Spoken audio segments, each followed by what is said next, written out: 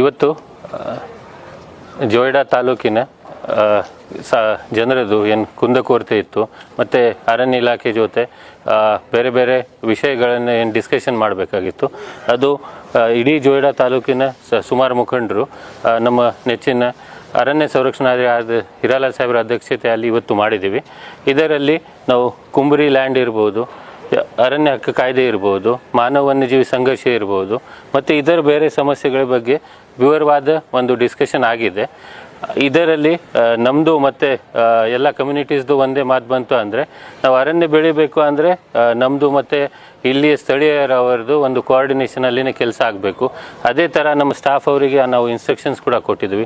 ಇನ್ನು ಮುಂದೆ ಕೂಡ ಅವ್ರದ್ದು ಏನಾದರೂ ಸಮಸ್ಯೆ ಬಂದರೆ ನಾವು ನೇರವಾಗಿ ನಾವು ಪರಿಹಾರ ನಮ್ಮ ಮಟ್ಟದಲ್ಲಿ ಏನು ಪರಿಹಾರ ಇರ್ತದೆ ಅದು ನಾವು ಖಂಡಿತವಾಗಿ ಕೊಡ್ತೀವಿ. ಕೆಲವೊಂದು ವಿಷಯ ಹೇಗೆ ಅಂದರೆ ಗೆಡ್ಡೆ ಗೆಣಸು ಅದು ಒಂದು ಈ ಪರಿಹಾರ ತಂತ್ರಾಂಶದಲ್ಲಿ ಸೇರಿಸಬೇಕು ಅಂತ ಅವರು ಮನವಿ ಕೊಟ್ಟಿದ್ದಾರೆ. ಅದು ಕೂಡ ಅವನ್ನ ನಾವು ಹೆಡ್ ಆಫೀಸ್ಗೆ ಕೊಟ್ಟು ಒಂದು ಇನ್ಕ್ಲೂಡ್ ಮಾಡಲಿಕ್ಕೆ ಪ್ರಯತ್ನ ಪಡ್ತೇವೆ. ಅದರಲ್ಲಿ ಮತ್ತೆ ಇಲ್ಲಿಯ ಅರಣ್ಯವಾಸಿಗಳು ಅವರು ಏನಿದ್ದಾರೆ ಆಲ್ರೆಡಿ ನಾವು ಒಂದು ಸ್ವಯಂ ಅಂತ ಒಂದು ಪ್ರೋಗ್ರಾಮ್ ಮಾಡ್ತಾ ಇದ್ದೀವಿ. ಅದೇ ಪ್ರೋಗ್ರಾಮಲ್ಲಿ ಇನ್ನೊಂದು ಎಜುಕೇಷನ್ ಆಗಲಿ, ಹೆಲ್ತ್ ಆಗಲಿ, ಮಹಿಳೆಯರದು ಸ್ಕಿಲ್ ಡೆವಲಪ್ಮೆಂಟ್ ಆಗಲಿ ಸುಮಾರು ಪ್ರೋಗ್ರಾಮ್ ನಾವು ತಗೊಳ್ತೀವಿ ಅಂತ ನಾನು ಈ ಮೂಲಕ ಹೇಳಲಿಕ್ಕೆ ಭಾವಿಸ್ತೇನೆ. ಮತ್ತೊಮ್ಮೆ ನಾನು ಎಲ್ಲ ನಮ್ಮ ಏನು ಮುಖಂಡರು ಇದ್ದಾರೆ ಮತ್ತು ಎಲ್ಲ ಅರಣ್ಯವಾಸಿಗಳು ಅವರು ಭಾಳ ಚೆನ್ನಾಗಿ ಇವತ್ತು ಮೀಟಿಂಗ್ಗೆ ನಮಗೆ ಸಲಹೆ ಸೂಚನೆ ಕೊಟ್ಟಿದ್ದಾರೆ. ಇನ್ನು ಮುಂದೆ ಕೂಡ ಅವ್ರ ಸಲಹೆ ಸೂಚನೆಯಲ್ಲಿ ನಾವು ಇನ್ನೂ ಹೆಚ್ಚಿನ ಹೇಗೆ ಕೆಲಸ ಮಾಡ್ಬೋದು ಅಂತ, ಮತ್ತು ಇದು ದೇಶಕ್ಕೆ ಹೇಗೆ ಮಾದರಿಯಾಗಿ ಒಂದು ಕೋಎಕ್ಸಿಸ್ಟೆನ್ಸ್ ಮಾಡೆಲ್ ನಾವು ಡೆವಲಪ್ ಮಾಡಬೇಕು ಅಂತ ಈ ಮೂಲಕ ಎಲ್ಲರಿಗೆ ತಿಳಿಸಲಿಕ್ಕೆ ಭಾವಿಸ್ತೀನಿ. ಧನ್ಯವಾದಗಳು. Thank you. ಇವತ್ತು ದಾಂಡೇಲಿಯ ಹೊನ್ನಬಿಲ್ ಸಭಾಭವನದಲ್ಲಿ ಜೋಯಿಡಾ ತಾಲೂಕಿನ ಅರಣ್ಯವಾಸಿಗಳು ಮತ್ತು ಅರಣ್ಯ ಇಲಾಖೆಯ ಹಿರಿಯ ಅಧಿಕಾರಿಗಳ ಸಮ್ಮುಖದಲ್ಲಿ ಇವತ್ತು ಪ್ರಥಮ ಸಭೆ ಅಂತ ನಾನು ಭಾವಿಸ್ತಿರೋದು ನಡೆದಿದೆ. ಈ ಸಭೆ ಒಂದು ಆಶಾದಾಯಕವಾಗಿ ಒಂದು ಫಲಪ್ರದವಾದಂತಹ ಸಭೆ ಆಗಿದೆ ಅಂತೇಳಿ ನಾನು ಭಾವಿಸಿದ್ದೇನೆ.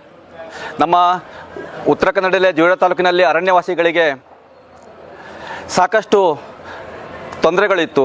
ಕಾಡು ಪ್ರಾಣಿ ತೊಂದರೆಗಳಿತ್ತು, ಕುಂಬರಿ ಜಮೀನಿನ ತೊಂದರೆಗಳಿತ್ತು, ಅಲ್ಲಿಯ ಮೂಲಭೂತ ಅರಣ್ಯ ಹಕ್ಕುಗಳ ಸಮಸ್ಯೆ ಇತ್ತು, ಅಲ್ಲಿ ಬೆಳೆ ಸಂರಕ್ಷಣೆ ಮಾಡುವ ಬಗ್ಗೆ ಸಮಸ್ಯೆ ಇತ್ತು, ಅವರ ಉದ್ಯೋಗದ ಬಗ್ಗೆ ಸಮಸ್ಯೆ ಇತ್ತು, ಅಲ್ಲಿಯ ನದಿ ಮೂಲ ಮತ್ತು ಅಲ್ಲಿಯ ಉತ್ಪನ್ನಗಳು ಜನರಿಗೆ ಸಿಗತಕ್ಕಂತಹ ಸಮಸ್ಯೆಗಳಿತ್ತು. ಇಂಥ ಸಾಕಷ್ಟು ಸಮಸ್ಯೆಗಳ ಬಗ್ಗೆ ಇವತ್ತಿನ ಸಭೆಯಲ್ಲಿ ಸುದೀರ್ಘವಾಗಿ ಚರ್ಚೆ ಆಯಿತು. ಆ ಸಮಸ್ಯೆಗಳಿಗೆ ಏಕಕಾಲದಲ್ಲಿ ಪರಿಹಾರ ಸಿಗದೇ ಇದ್ದರೂ ಕೂಡ ಮುಂದಿನ ದಿನಗಳಲ್ಲಿ ಪರಿಹಾರ ಸಿಗತಕ್ಕಂತಹ ಮುನ್ಸೂಚನೆಗಳು ಇವತ್ತಿನ ಸಭೆಯಲ್ಲಿ ನಡೆಯಿತು.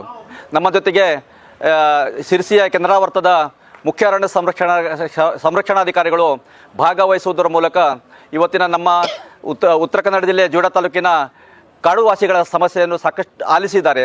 ಆ ಸಮಸ್ಯೆಯನ್ನು ಆಲಿಸುವುದರ ಮೂಲಕ ತಮ್ಮ ಇಲಾಖೆಯ ಕೆಳ ಹಂತದ ಅಧಿಕಾರಿಗಳಿಗೆ DFO ಇರಲಿ, ACF ಇರಲಿ, RFOs ಇರಲಿ ಮತ್ತು ಕೆಳ ಹಂತದ ಅಧಿಕಾರಿಗಳಿಗೆ ಒಂದು ಸೂಕ್ತ ನಿರ್ದೇಶನವನ್ನು ನೀಡುವುದರ ಮೂಲಕ ಸ್ಥಳೀಯರು ಮತ್ತು ಅರಣ್ಯ ಇಲಾಖೆಯ ಸಹಭಾಗಿತ್ವದಲ್ಲಿ ಈ ಪ್ರದೇಶವನ್ನು ಯಾವ ರೀತಿ ಸಂರಕ್ಷಣೆ ಮಾಡಬಹುದು, ಸ್ಥಳೀಯರ ಸಹಕಾರ ಇಲ್ಲದೆ ಈ ಪ್ರದೇಶ, ಈ ಕಾಡು ಮತ್ತು ಪ್ರಾಣಿಗಳು ಸಂರಕ್ಷಣೆ ಮಾಡಲಿಕ್ಕೆ ಸಾಧ್ಯ ಇಲ್ಲ ಅಂಥೇಳಿ ಸ್ಥಳೀಯರು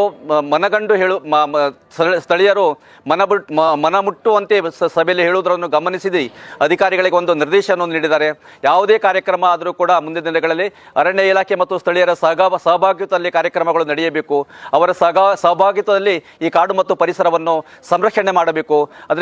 ಅದೇ ರೀತಿ ಈ ಪ್ರದೇಶದಲ್ಲಿ ಉದ್ಯೋಗವನ್ನು ಸೃಷ್ಟಿಯನ್ನು ಮಾಡುವುದರ ಮೂಲಕ ಸ್ಥಳೀಯರು ಉದ್ಯೋಗ ಮಾಡಿಕೊಂಡು ಮುಂದೆ ಬರಬೇಕು. ಅವರು ಆರ್ಥಿಕ ಸದೃಢರಾಗಬೇಕು.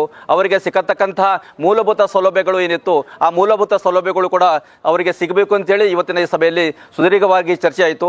ಇವತ್ತಿನ ಈ ಸಭೆ ಒಂದು ಫಲಪ್ರದವಾದ ಸಭೆ ಆಗಿದೆ. ಮುಂದಿನ ದಿನಗಳಲ್ಲಿ ನಡೆಯತಕ್ಕಂಥ ಸಭೆಗಳಿಗೆ ಇವತ್ತಿನ ಈ ಸಭೆ ಒಂದು ಮಾರ್ಗದರ್ಶನ ಆಗಿದೆ.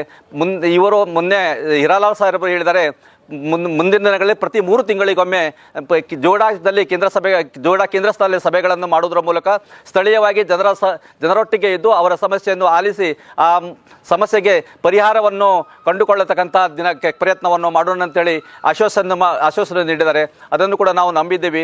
ಮುಂದೆ ಇದೇ ರೀತಿ ಅರಣ್ಯ ಇಲಾಖೆ ಮತ್ತು ಸ್ಥಳೀಯರ ಸಹಭಾಗಿತ್ವದಲ್ಲಿ ಈ ಕಾಡು, ಪರಿಸರ, ಜಲ, ನೆಲ ಸರ್ವವು ಉಳಿಯಲಿ ಅಂತೇಳಿ ಭಾವಿಸುತ್ತಾ ಇವತ್ತಿನ ನನ್ನ ಮಾತನ್ನು ಮುಗಿಸ್ತೇನೆ. ಅರಣ್ಯ ಇಲಾಖೆಯ ಈ ಒಂದು ಸಂಭ್ರಮ ನಾವು ಇಡೀ 2003ರಲ್ಲಿ ನೋಟಿಫಿಕೇಷನ್ ಹಾಕಿ ಈ ಪ್ರದೇಶದ ಎಲ್ಲ ಹಾನಿಗಳನ್ನು ತಡೆ ಹಿಡಿಯಲಿಕ್ಕೆ ಕಾರಣ ಆದಂತಹ ಸಂದರ್ಭದಲ್ಲಿ ನ್ಯಾಷನಲ್ ಪಾರ್ಕ್ ವೈಲ್ಡ್ ಲೈಫ್ ಮತ್ತು ಈ ಟೈಗರ್ ಪ್ರಾಜೆಕ್ಟ್ ಆಗಿ ನಮ್ಮೆಲ್ಲರಿಗೂ ಒಂಥರ ಅನೇಕ ರೀತಿಯಿಂದ ಖುಷಿಯಾಗಿದೆ. ಇಲ್ಲಿ ನಮ್ಮ ಮತ್ತು ಅಧಿಕಾರಿಗಳ ನಡುವೆ ಸಣ್ಣ ಪುಟ್ಟ ಸಂಘರ್ಷಗಳು ನಡೀತಾ ಇರುವಾಗ ಈ ದೊಡ್ಡ ದೊಡ್ಡ ಅಧಿಕಾರಿಗಳು ಬಂದು ಇಲ್ಲಿ ನಮ್ಮ ಅಹವಾಲುಗಳನ್ನು ಕೇಳಿದಾಗ ಮಾತ್ರ ನಮ್ಮಲ್ಲಿರ್ತಕ್ಕಂಥ ಸಮಸ್ಯೆಗಳೇನು ಅದನ್ನು ಹೆಂಗೆ ಪರಿಹಾರ ಮಾಡಬೇಕು ಅಂತ ಹೇಳಿ ಗೊತ್ತಾಗ್ತದೆ. ಅದು ಇವತ್ತು ನಡೆದಿದೆ. ಹಿಂದಿನ ದಿನದಲ್ಲಿ ಸರ್ಕಾರದ ಅನೇಕ ಯೋಜನೆಗಳು ಅಂದರೆ ಬೇರೆ ಬೇರೆ ಡ್ಯಾಮ್ ಆಗಿದೆ. ಇಲ್ಲಿ ಕಾಳಿ ನದಿಗೆ ಬೇರೆ ಬೇರೆ ಡ್ಯಾಮ್ ಆಗಿದೆ, ಪರಿಸರ ಹಾನಿಯಾಗಿದೆ, ಇನ್ನೂ ಆಗ್ತಿತ್ತು, ಆಗುವುದನ್ನು ಬಂದ್ ಮಾಡಬೇಕು ಅಂತ ಹಂತದಲ್ಲಿ ನಾವು ಇದನ್ನು ನ್ಯಾಷನಲ್ ಪಾರ್ಕ್ ಒಪ್ಕೊಂಡಿದ್ದು. ಸ್ವಂತ ಸ್ವಖುಷಿಯಿಂದ ಯಾವುದೇ ಒಂದು ಪರಿಹಾರ ತಗೊಳ್ಳದೇನೆ ಈ ಒಂದು ಏರಿಯಾದಲ್ಲಿ ನಾವೇನು ಬದುಕಿದ್ದೇವೆ, ಇಡೀ ತಾಲೂಕಿನಲ್ಲಿ ಬಹಳ ಜನ ಇದ್ದೇವೆ ಮತ್ತು ನಮ್ಮ ಸ್ವಂತ ಎಲ್ಲ ಜಮೀನುಗಳು ಸಹಿತ ಹೊರತುಪಡಿಸಿ ಈ ಒಂದು ನ್ಯಾಷನಲ್ ಪಾರ್ಕ್ ಆಗಿದೆ. ಅಂಥ ಪರಿಸ್ಥಿತಿಯಲ್ಲೂ ಸಹಿತ ನಮಗೆ ಅನೇಕ ರೀತಿಯಿಂದ ಸವಲತ್ತುಗಳು ಬೇಕಾದಂಥ ಅನಿವಾರ್ಯತೆ ಇದೆ. ಇಂತಹ ಅನಿವಾರ್ಯತೆಯನ್ನು ರಾಜ್ಯ ಸರ್ಕಾರದವರು, ಕೇಂದ್ರ ಸರ್ಕಾರದವರು, ಜನಪ್ರತಿನಿಧಿಗಳು ಮಾಡಿಕೊಡುವಂಥದ್ದು ಇರುವಾಗ ಆ ಕಲ್ಪನೆ ಅವರು ತಗೊಳ್ದೇನೆ ಕೇವಲ ನಮಗಷ್ಟಕ್ಕೆ ಬಿಟ್ಟು ನಾವು ತೊಂದರೆಗೆ ಬಿದ್ದಂಥ ಸಂದರ್ಭ ಆಗಿದೆ. ಅಂತಹ ಸಂದರ್ಭವನ್ನು ಯಾಕೆ ತಪ್ಪಿಸಬೇಕು ಅಂತ ಹೇಳಿದ್ರೆ ಅನೇಕ ರೀತಿಯಲ್ಲಿ ನಮ್ಮ ಜಂಗಲದಲ್ಲಿ ಕಡಿತಲೆಗಳಾಗ್ತಿತ್ತು. ಅದು ಅರಣ್ಯ ದೊಡ್ಡ ದೊಡ್ಡ ಮರಗಳನ್ನು ಕಡಿಯೋದು, ಕಂಪಾರ್ಟ್ಮೆಂಟ್ ಆಗ್ಬೋದು, ಕುಂಬ್ರಿ ಅಂತೇಳಿ ಕಡಿಯುವಂಥ ಬೇರೆ ಬೇರೆ ರೀತಿ ಸಾಫ್ ಮಾಡುವಂಥ ಕೆಲಸಗಳು ನಡೀತಿತ್ತು. ಅದೇ ರೀತಿಯಲ್ಲಿ ಸಾಗುವಾನಿ ಪ್ಲಾಂಟೇಷನ್ ನೆಡುವಂಥ ಕೆಲಸಗಳಾಗ್ತಿತ್ತು, ಬೇರೆ ಬೇರೆ ಡ್ಯಾಮ್ಗಳಾಗ್ತಿತ್ತು. ಅಂಥದ್ದೆಲ್ಲವನ್ನು ತಪ್ಪಿಸಲಿಕ್ಕಾಗಿ ನಾವು ಮಾಡಿದಂಥ ಕಲ್ಪನೆ ದೊಡ್ಡದು ಏನು ಅಂತ ಹೇಳಿದ್ರೆ ಅನೇಕ ಬೇರೆ ಬೇರೆ ಗಣಿಗಾರಿಕೆ ಇತ್ತು. ಇಲ್ಲಿ ಮ್ಯಾಗ್ನೀಸ್ ಗಣಿ ಎಲ್ಲ ಸರ್ಕಾರದ ವತಿಯಿಂದ ನಡೀತಿತ್ತು. ಇಂಥವನ್ನು ಎದುರಿಸಲಿಕ್ಕೆ ನಮಗೆ ಸಾಧ್ಯ ಆಗ್ತಿತ್ತು. ಆ ಸಂದರ್ಭದಲ್ಲಿ ನಾವು 2003ದ ನೋಟಿಫಿಕೇಶನ್ನ ನಾವು ಒಪ್ಕೊಂಡಿದ್ದೆ. ಇದು ಯಾವುದೇ ಸರ್ಕಾರ ಆಗಲಿ ಮತ್ತು ಬೇರೆ ರೀತಿಯಾದಂಥ ಏನು ವಿಚಾರಗಳು ಮಾಡ್ತಾರೆ, ಈ ಪ್ರದೇಶದಲ್ಲಿ ಯಾಕೆ ನಾವು ರಸ್ತೆಗಳನ್ನು ಮಾಡಬೇಕು, ಹಾನಿ ಆಗ್ತದೆ ಅಂತೇಳಿ ಈ ಪ್ರದೇಶ ಜನರಿಗೆ ಪರಿಹಾರ ಪುನರ್ವಸತಿ ಯಾವುದು ಕೊಡಲಿಲ್ಲ. ಆದರೂ ಸಹಿತ ನಾವಿಲ್ಲಿ ಇದ್ದೇವೆ ಅಂತ ಹೇಳಾದರೆ ನಮ್ಮ ಸ್ವಂತ ಎಲ್ಲ ಜಮೀನುಗಳು ಹೊರತುಪಡಿಸಿ ಅಂತ ಹೇಳಿದೆ. ಯಾವುದೇ ಒಂದು national park wild life tiger project ನಮ್ಮ ಜಮೀನಲ್ಲಿ ಇಲ್ಲ, ಸ್ವಂತ ಜಮೀನಿಗೆ ಯಾವುದು ಬಾಧಿಸಲಿಲ್ಲ. ಹಾಗಾಗಿ ನಮಗೆ ಮೂಲಭೂತ ಸೌಕರ್ಯಗಳು ಬೇಕೇ ಬೇಕು. ಇದು 2006